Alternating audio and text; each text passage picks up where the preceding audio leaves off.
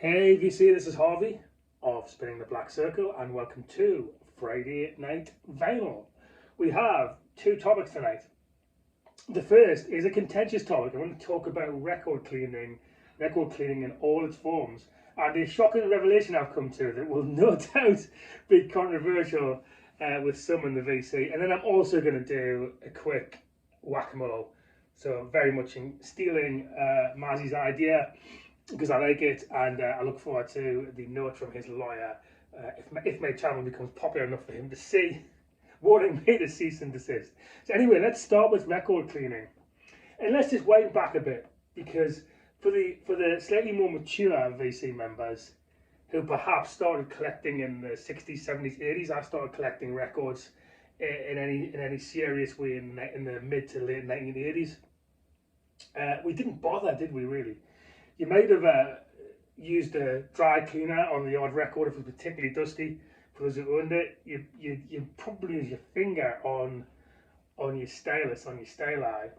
But anyway, for the average record collector, music fan in the 80s, 70s, 60s, delete as appropriate. Record cleaning, for the majority, before I get a response saying I did it, for the majority, wasn't a big deal. Teenagers in the 80s were collecting records in my school, didn't talk to each other about how clean their records were. You bought the damn thing and you played it.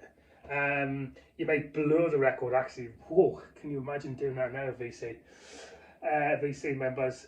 So it's a different beast now, isn't it? So I began my recollection journey, if you like, in about 2010, 2011, and over the last 5-6 years in particular, cleaning is a thing, and that's science, isn't it? Because we recognise now more readily as record collectors just how perilous this whole thing is. A microscopic diamond has been dragged around the surface of a PVC vinyl record, and anything from dust, debris, what happened in the factory is going to impact the sound.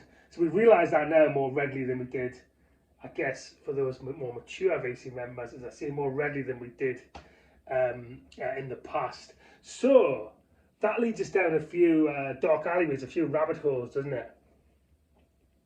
Because most in the VC probably have one of these things. Dry record brush for your styli, for your stylus. I'd be amazed if most in the VC don't have one of these things or something similar. This is an Audio Quest dry brush for record before you play the record, and I'll come back to that. I will come back to this. A lot of us, me included, have some sort of wet record cleaning kit. I've got a Audio Technica VCS Mark II. Maybe I can show you that now. Which looks a bit like this. I think I showed that in my room tour. Hopefully you can see that. So it's you apply the liquid and you vacuum it out. And some have ultrasonic cleaners, obviously. And after you've done that, after you've cleaned them, a lot of us go further and we put your damn things in a rice paper bag, an anti-static bag is what many of us use, and put it behind the album so we don't get ring wear. So the whole process is much more in-depth, convoluted, but a lot of us would say necessary.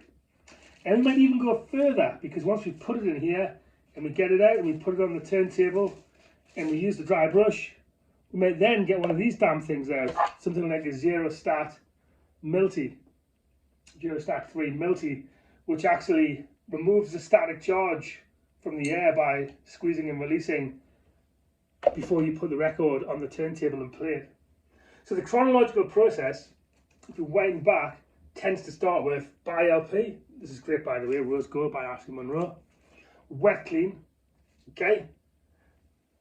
Put it in one of these, and when we play it, we're going to do three things, a lot of us. Maybe per side, maybe per album, using the dry brush on the styli. Even though we've wet cleaned this and put it away, we'll still use a dry brush, because our logic is, between getting this out of the sleeve and putting it on the turntable, you're contaminated with what's in the air, so you'll use a dry brush to carefully remove the static or any debris, and then you might go even further, and use a zero anti-stat, and you'll play the record, still with some surface noise, let's be honest, and still with some static, even in the most static free environment. And many in the VC may go even further than what I've just described. Here's my revelation. I removed one of those steps and it dramatically improved two things. Let me tell you what dramatically improved first, and I'll come back to the step I removed. I no longer get any fluff build-up on my styli, either on my Technics SL100C or my Rega 6. Very, very rare for me, having removed the step, to get any build-up of fluff debris on the styli. Very rare at the end of the side. And the other thing I rarely get is any static sticking the record to the platter. I used to get, in this very room before I removed the step, I used to get static, particularly on the Rega 6, that would hold the record onto the platter. And you can feel the static electricity as you pull it off. Right, let's go through and I'll tell you what step I removed, and I want at least as many of you as possible in the VC to try this out and see if you get similar results. So let's go through the chronological steps, and I'll remove the one and I'll tell you what happened. So I've got my Ashley Monroe Rose Gold LP. I've just bought it. I'm over the moon with it. I've wet cleaned it. Right. That's not the step I'm removing. It's then dried, hoovered, ultrasonic, whatever you do. Put it in its anti-stack bag. That's not the step I'm removing. Then I'll put it away. When it comes time to play it, I'm putting it on the platter, and I am not using this dry brush as it's spinning or even before it goes on the platter. Having removed that step, so I'm still using this thing, just cursory before I play it. Having removed that step, I have noticed I no longer get any fluff build-up, debris build-up on the styli, and I no longer get any static that causes the LP, that either a sound when I take the LP off, or the LP sticks to the platter. And that is the sole step that I removed, is no dry brush. So what do I put that down to? I read somewhere online, the reason I started experimenting, I read on a Reddit site somebody saying the act of using one of these in the centrifuge you were going around is actually creating static electricity. And there is some logic to that. It's not accidental that before I moved this step, that was what was happening. And I was following precisely the Michael Fremer and other advice on how to use one of these things. You know, you gently put it on, you don't press down hard, you gently put it on the platter as it's spinning, then you either go off the edge or to the center. Either one of those. Because I tried, whatever I did, I was getting that static build-up. Multiple different ways of using it. So don't tell me that it's because I was using this wrong. Removing that step, so I may as well throw this in the bin. I'm glad I haven't thrown it in the bin, so I can show you what the step is. But I can't see me ever going back to using this thing as part of the cleaning process before I peel vinyl. I'm only using this now just because, why not? Because there's things that I can't see on the styli. Right? I've also got one of these Audio Technica gels that I use probably once every 20 plays too. But at the end of the side, there's no longer fluff on the styli either deck. And I say to you that there's a scientific reason for that, and I think, but I'm not a scientist, that it's because the static buildup is being caused by putting this thing on the record as it's turning it. I even tried that, doing it off the turntable, and I still got that static buildup. So there you go. That is what I've got to say. It is controversial. I'm sure I'll get lots of people saying that's rubbish, Harvey. But try it and tell me what your experience is. Right, that's part one. Let's do a quick whack-a-mole. Let's go for 5 LPs behind me at random.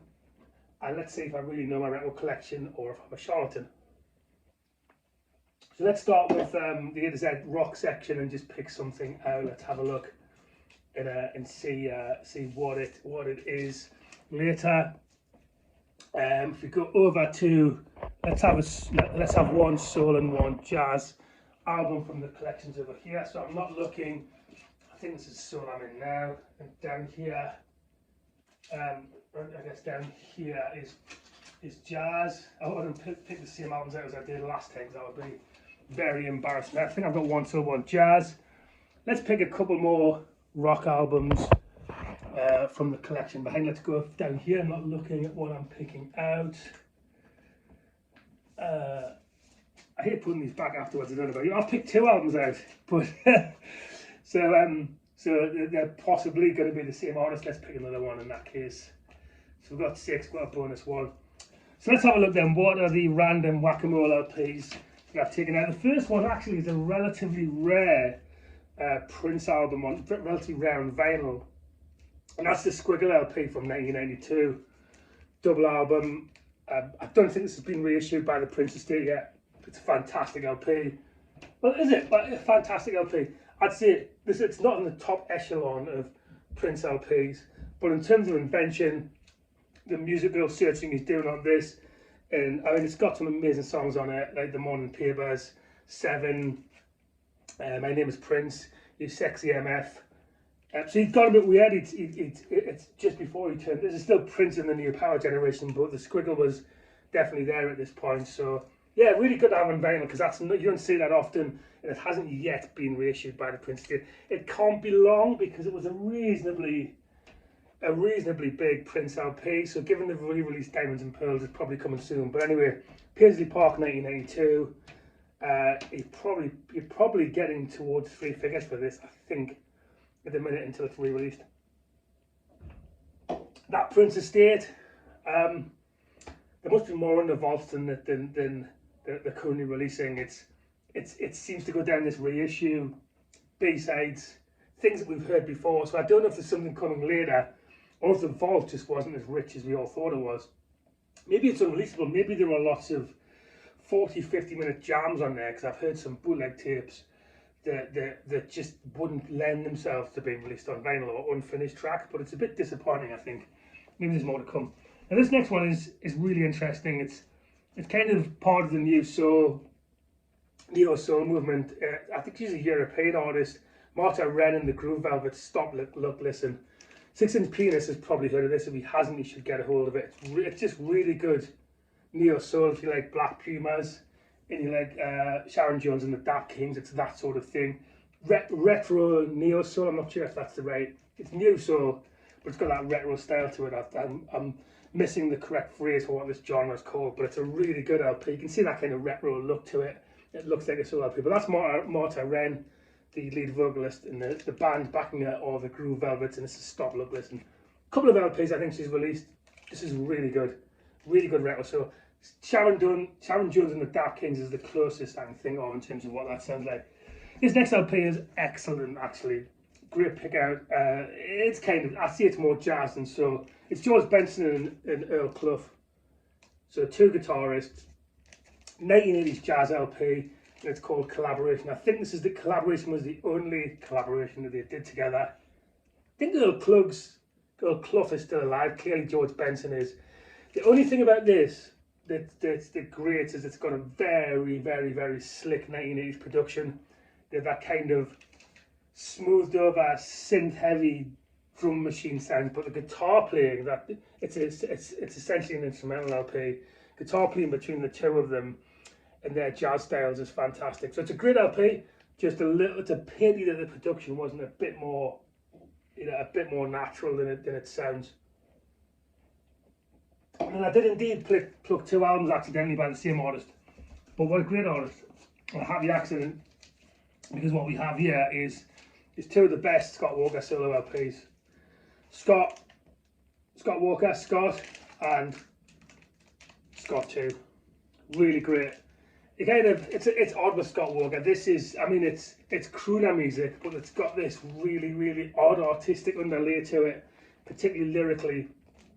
So it's not mainstream crooner stuff at all. And he got much weirder with albums like Tilt as he started to progress through his career. But classic Scott Walker is really the first 4 solo albums in my opinion. So these would be a good couple of records to play back to back later after Happy Accident. And then finally, a fantastic and highly rated US blues guitarist and singer, Bonnie Raitt. And this is one of her classic LPs, actually, Nick of Time, from the, I think about 1987 thereabouts. Really, really great. Title track's fantastic. This thing called Love's on here. Yeah, it's a great LP. The only thing about this is it's a non-standard cover. I think this might be a UK edition cover. I'm not a fan of the actual album cover. The US one was much better. I think it's the UK or European edition. But Bonnie Raitt, I mean, any era Bonnie Raitt too, from those early LPs that Give It Up through to Nick of Time. And the last couple of solo LPs have been absolutely fantastic. I'd love to see her live. One of those artists that she's getting there. So next time she plays the UK, maybe I should make sure that I pick up a Bonnie Raitt ticket and get to see her. So there you go. Controversial video upload about record cleaning and a whack-a-mole just to end things up. That's it. I've got a Diet Coke because I'm mostly on the wagon for dry January and probably February too. Hope everyone's doing good things and has a great weekend. Over and out.